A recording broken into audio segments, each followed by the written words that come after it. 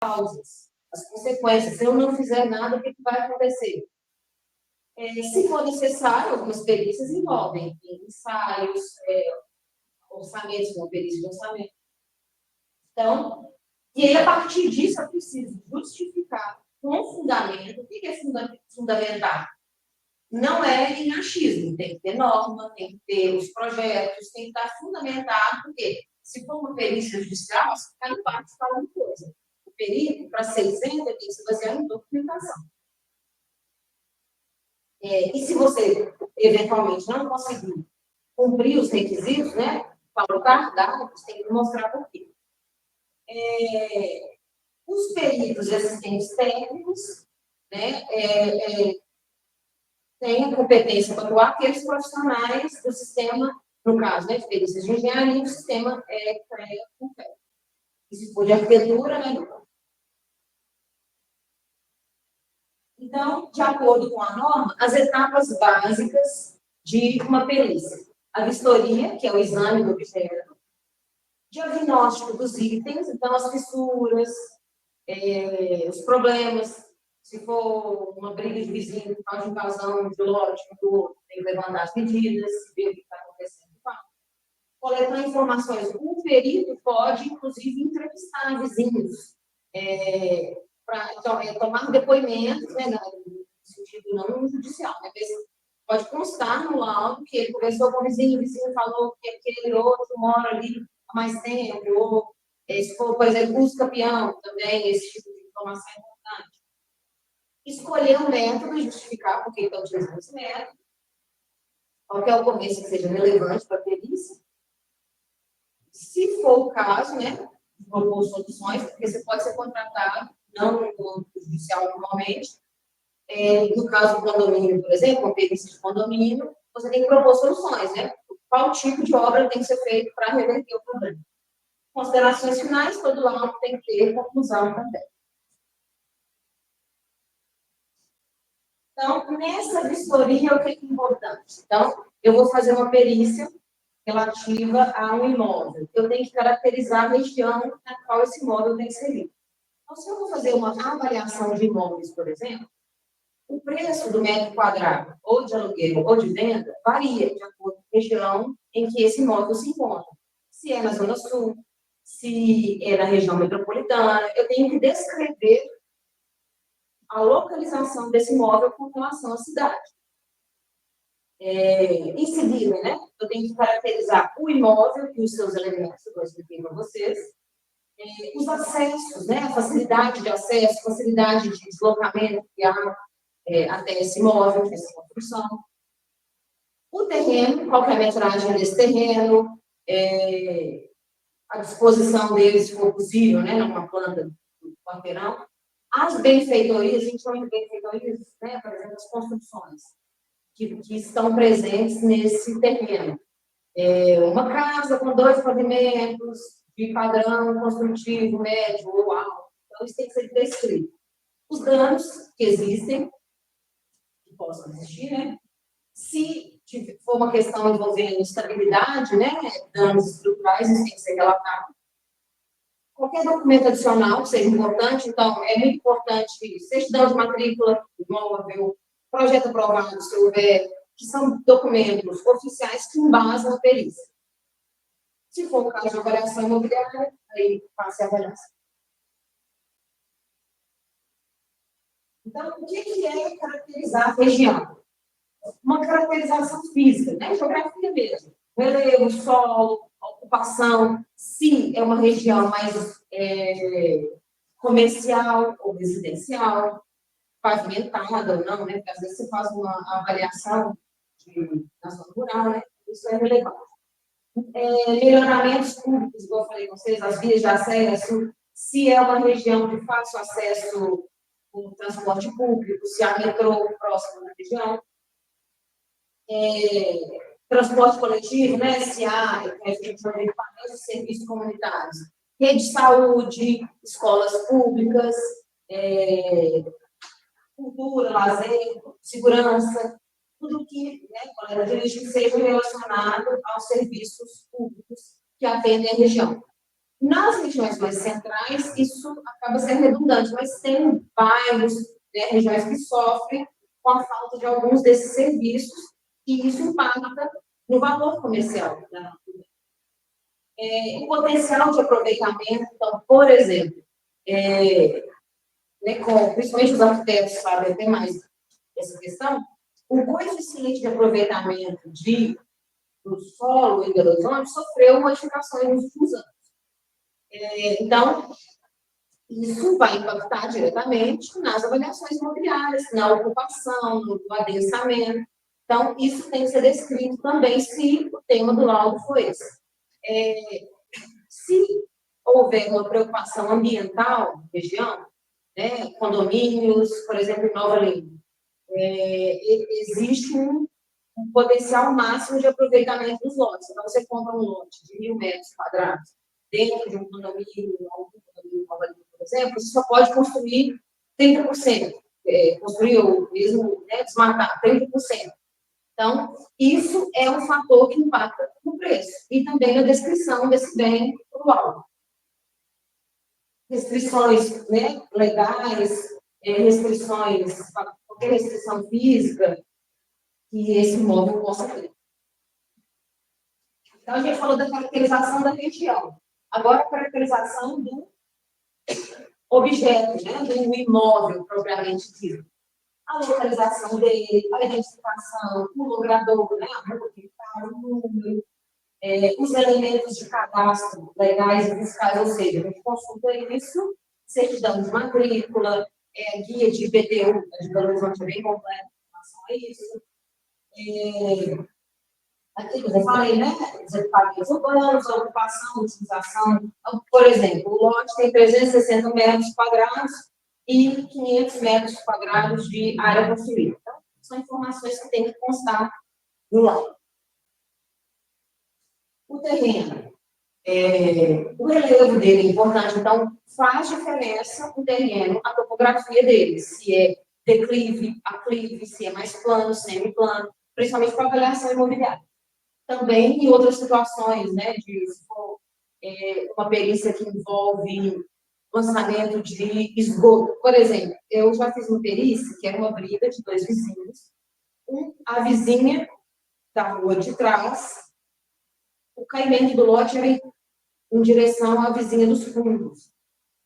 Obrigatoriamente, ela tinha que lançar o esgoto passando por essa vizinha dos fundos até chegar na rua de trás. Ou então ela teria que bombear esse esgoto para fora. Mas, como é mais dispendioso de bombear, ela tem o direito de utilizar a rede, né, de um conjunto com a vizinha, ou separadamente, para fazer o lançamento de água pluvial, de esgoto, enfim. E aí a briga é porque a outra vizinha tampou e a da frente não estava conseguindo lançar esses esgotos, né, de maneira correta, estava tendo um retorno de esgoto da casa dela mesmo. Então, fazia diferença, eu tinha que mostrar no laudo que não havia possibilidade dela utilizar o serviço de coleta, né, de esgoto da via dela, ela era obrigada a usar a via de trás. Então, a topografia do terreno cortada. Nossa, eu achava que essa obrigatoriedade de ser essa faixa não era só para a opinião. O esgoto também, se obrigado.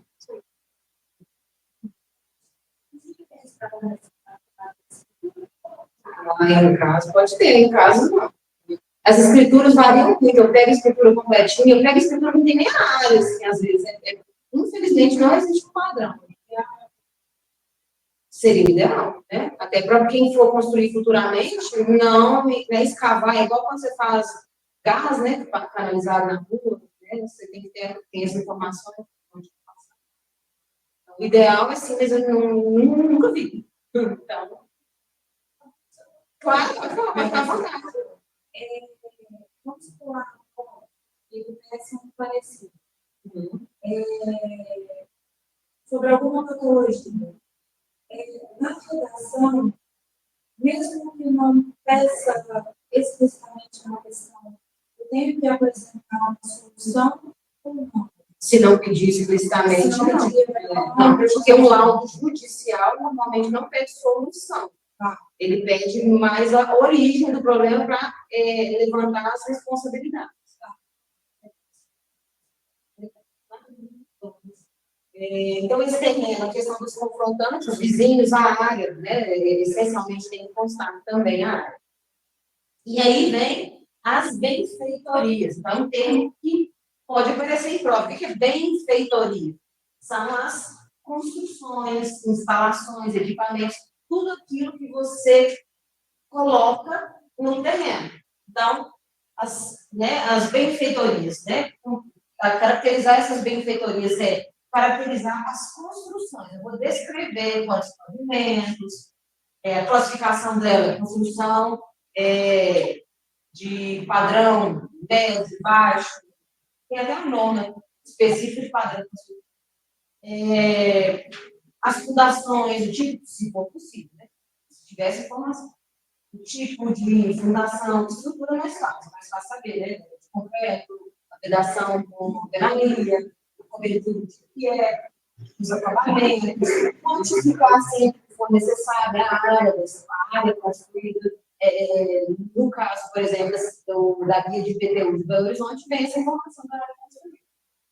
Número de pavimentos, quais são os cômodos, a idade dessa construção e o estado de conservação. É muito comum esse tipo de pergunta, né? Qual o estado de conservação? Tanto para avaliação de imóvel, que isso, para avaliação de imóveis, é determinante para o valor do bem, mas também uma perícia que não seja explicitamente de avaliação, isso também é uma informação importante. As instalações, equipamentos e tratamentos, né? As instalações, se for o caso, né? Mecânicas, eletromecânicas, ar-condicionado, elétrico, hidráulico, gás, se é gás canalizado ou não, isso já valoriza, por exemplo, também, água individualizada, equipamentos de comunicação interna, né? Tipo de CFTV, por exemplo.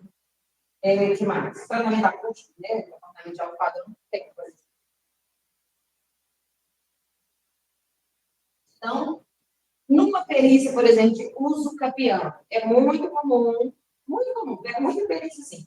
A pessoa reside, aí até tem um termo, né? Mansa e pacificamente no local há 20 anos, e o local, apesar de não ser dela, ela entra na justiça de uso capião. E aí tem os requisitos.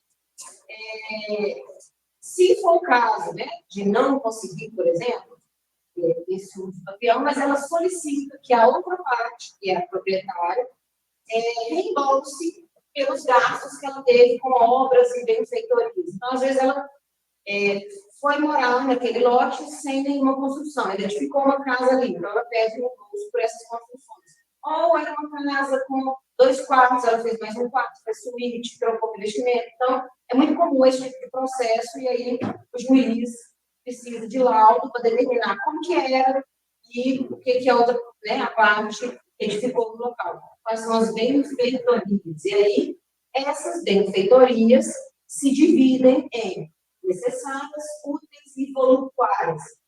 Voluptuária, que seria mais supérflua, né? Que não aumenta, nem melhora o uso do normal, né? da edificação. É apenas para recreio ou deleite. Então, uma troca de revestimento da piscina só para ficar mais bonito. É uma benfeitoria voluptuária. Troca de luminárias para ficar mais bonito, né? Trocar meramente padrão de revestimento, né?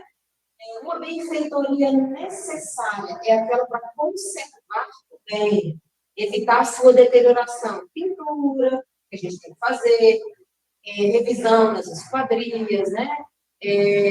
Desentupir, né? Às vezes é necessário,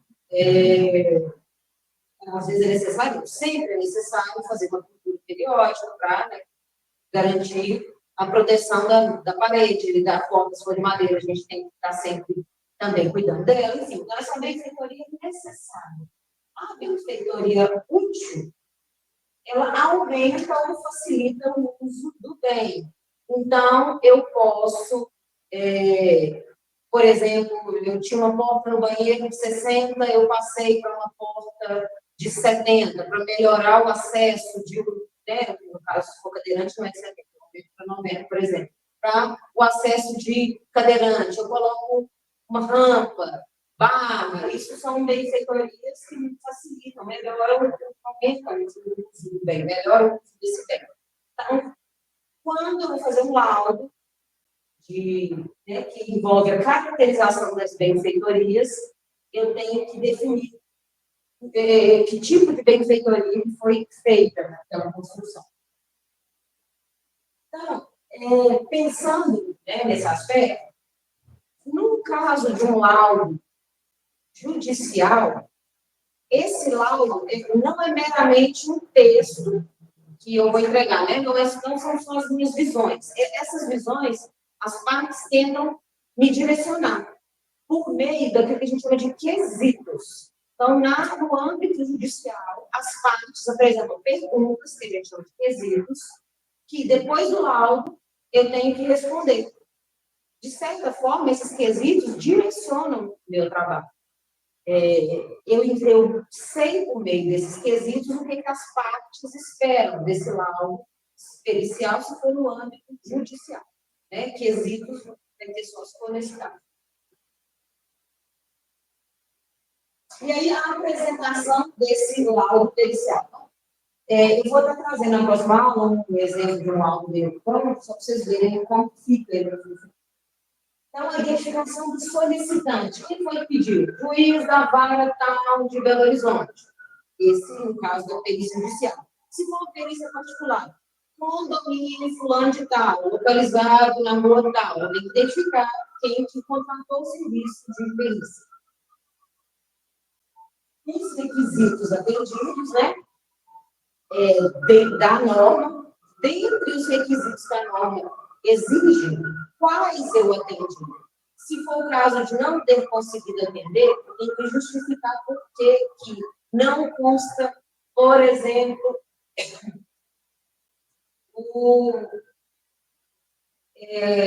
sobre a instalação hidráulica, não consta o projeto. Se não consta, não tem como tecer, né, detalhar essa instalação, se for uma perícia versar sobre esse assunto. Relato e data da vistoria, ela tem que informar o laudo que dia que eu estive lá para fazer a vistoria e quem acompanhou. O diagnóstico da situação, narrar essencialmente o que a perícia constatou no local. Por exemplo, eu fiz uma perícia esses dias de uma piscina. E o autor contratou a construtora para reformar essa piscina. A construtora já tinha até feito a casa e fez a piscina no primeiro momento. E aí depois o autor quis trocar o revestimento. Durante essa reforma, alega o autor que houve muitos problemas de infiltração. A piscina era acima do quarto, então, houve problemas de infiltração e depois, com a entrega da obra, os revestimentos começaram a se soltar. Porém, depois disso tudo, ele arrumou, né, a própria construtora ajeitou a situação e, no dia da minha vistoria, a piscina estava perfeita. Então, eu tive que me basear, não no que eu vi, mas nos documentos que puderam embasar o meu laudo. Então, o diagnóstico da situação no local foi: a piscina está em funcionamento. Ela tem tal revestimento agora, está em perfeito funcionamento, não há relato de manifestação patológica. Mas aí, a partir dos documentos, dos autos, das fotografias, eu pude ver como que foi esse processo de reforma. Se for o caso, né, de avaliação, né, eu tenho que apresentar uma memória de cálculo. Como que eu cheguei naquele valor?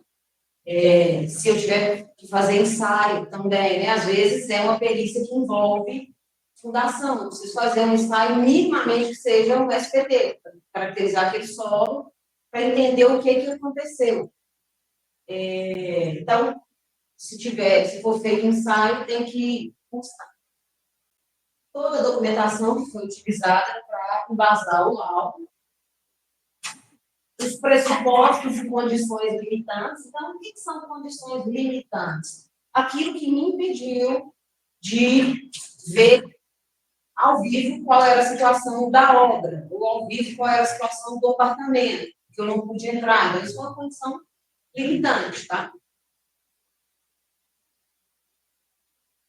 A metodologia empregada, se for uma avaliação imobiliária, qual que é a norma? Se tratar de instalação hidráulica, qual a norma de instalação elétrica, qual a norma, se for uma perícia estrutural, qual a norma que eu estou atendendo. Tudo isso tem que constar na metodologia. A identificação do profissional responsável, né, com o registro, né, CREA e tal. Resultados, conclusões e datas de referência. É bem interessante porque é ele que está, né, data lá. Eu pego o laudo que não tem data.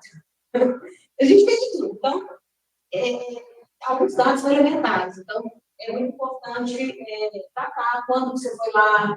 Porque isso, depois, nesse caso que eu peguei o laudo que não tinha data, é o laudo contratado pela parte. A parte estava alegando um monte de coisa, eu pego o laudo não tem data. Como é que eu vou conseguir analisar o que né, a parte está pedindo? Então, conclusão. Também, você fazer um laudo e apenas pontuar, tem uma fissura ali. Não adianta, porque as pessoas, quando contratam um laudo, eles querem apurar ou responsabilidade ou o que tem que ser feito. Então, nas conclusões, né, os resultados das conclusões, eu tenho que indicar. Se for para narrar o que tem que ser feito, ou vai ser, né, anexado um projeto de reforço, ou um passo a passo de como tem que ser feito o tratamento dessa trinca, ou se for um laudo pericial para identificar responsabilidades, o que causou essa trinca. Se foi a ausência de verga e contra-verga, que é muito comum, de janelas, esquadrias, se foi movimentação do solo, sobrecarga, enfim, tudo isso tem que estar pontuado. Então, em se tratando de avaliação imobiliária, a norma é a 14.653, ela tem 5 partes. As partes que nos interessam são 1, que vem os requisitos gerais, e 2, que é o imóvel urbano. Eu não vou detalhar nisso, porque isso seria, já não entraria no perícia, né? Entraria mais na avaliação imobiliária, mas como a avaliação é um tipo de perícia, então, pelo menos, por cima, a gente tem que tratar desse assunto.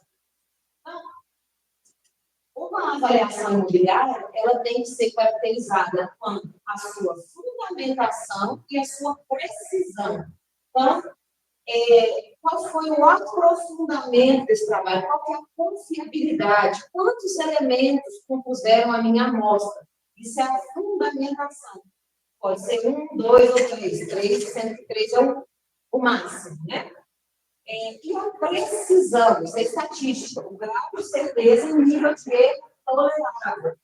Também 1, 2 ou 3. Sendo que o 3 é o mais elevado. Se for um laudo de avaliação imobiliária, é muito semelhante ao outro. A diferença que vai ter é que vai constar tudo que é relacionado à avaliação imobiliária, os cálculos, as amostras, a identificação do solicitante, objetivo e finalidade, por que eu estou avaliando esse imóvel? É judicial ou é para renovação de aluguel? É muito comum fazer avaliação de renovatória de aluguel, então loja dentro de shopping pede muito, loja na rua, ou vizinho, não, a pessoa que aluga um apartamento e deseja verificar se o aluguel está de acordo com o mercado. Identificação e caracterização do bem, conforme nós já dissemos, é a mesma coisa. A documentação que foi utilizada para embasar.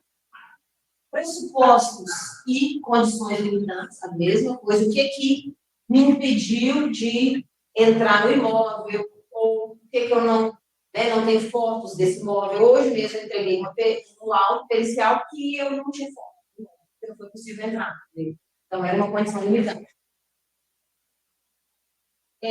Os dados que eu levantei para fazer a avaliação, então eu levanto 50 dados. Quando eu vou tratar estatisticamente, eu elimino alguns dos outliers, né? Aqueles dados que atrapalham muito a amostra. Então, quais são os dados que efetivamente foram utilizados? E as informações desses dados. a memória de cálculo, para eu chegar no resultado, a metodologia empregada, e aqui os graus de fundamentação e precisão. No mínimo, 2. Né? Resultados, de novo.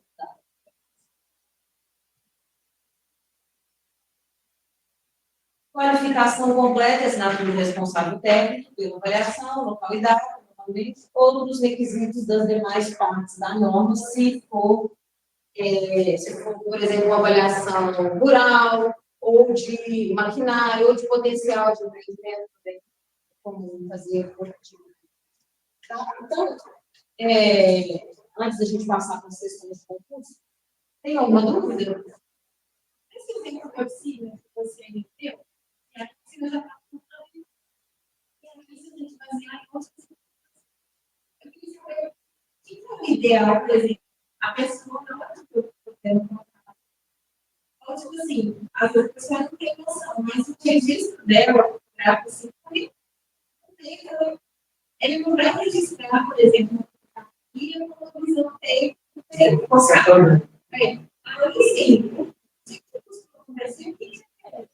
olha, tem 2 exemplos.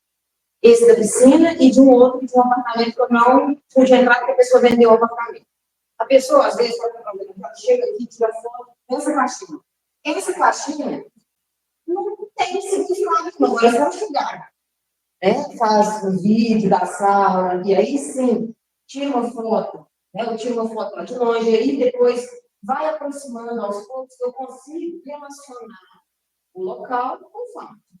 Esse apartamento, a pessoa não fez isso. Eu tenho um problema tal. Ela me mostrava o problema, assim, bem magro, só o problema. Aí eu, infelizmente, ficou manual. Agora, não tem como eu comprovar que essa caixinha é do apartamento do senhor. Por outro lado, no caso da piscina, a pessoa contratou um laudo pericial que foi bem detalhado e, apesar de eu ter ido lá e a piscina já está informada, eu pude confirmar que as fotos que ela tem são daquele lugar mesmo. Então, eu consigo, e aí ela tem história de conversa de WhatsApp, isso me ajuda, troca de e-mail. Então, é muito importante, né, no caso de uma pessoa que seja leiga, guardar a conversa de WhatsApp, a troca de e-mail reclamando, isso é muito importante. Esse outro, por exemplo, apartamento, ele tinha só as informações dele no fórum, falando, tipo, reclame aqui. Isso não adianta, porque eu não tenho resposta do outro, falando que eu ia lá arrumar, ou que não ia mesmo, ou, enfim, pelo menos tendo, né, ciência, assumindo que tinha alguma relação. No caso da piscina, existia toda a história de conversa da construtora que, de fato, falando que participou da construção, ele falava, olha, está vazando, aí ele respondia, eu vou lá olhar. Aí ele olhava, aparecia o cruzamento, aí ele, eu vou ver de novo, desculpa pelos transtornos. Então, existia uma troca de conversa que me mostrava, que me deixava tranquila de falar, de fato, houve esse problema. Mas essas que você propôs na questão das fissuras e janelas, dependendo da causa, você vai fazer uma conclusão. Isso. Ali você numera uma possível causa, porque aí vai ser possíveis, né? Sim, claro. Você tem que seguir uma linha normal. Aí você simula uma causa, uma possível causa, aí trabalha assim. Porque para mim, a causa é isso. É o como vocês vão tratar isso que é importante. Mas alguém tem alguma dúvida? Tranquilo? Eu acho que a gente pode fazer um intervalo de 5 minutos, né? E aí, depois a gente volta com as questões de concurso, alguma dúvida que vocês tiverem também do laudo que eu propus, né? Do exercício. Fernando, nós vamos dar um intervalo agora, tá ok? Tá bom?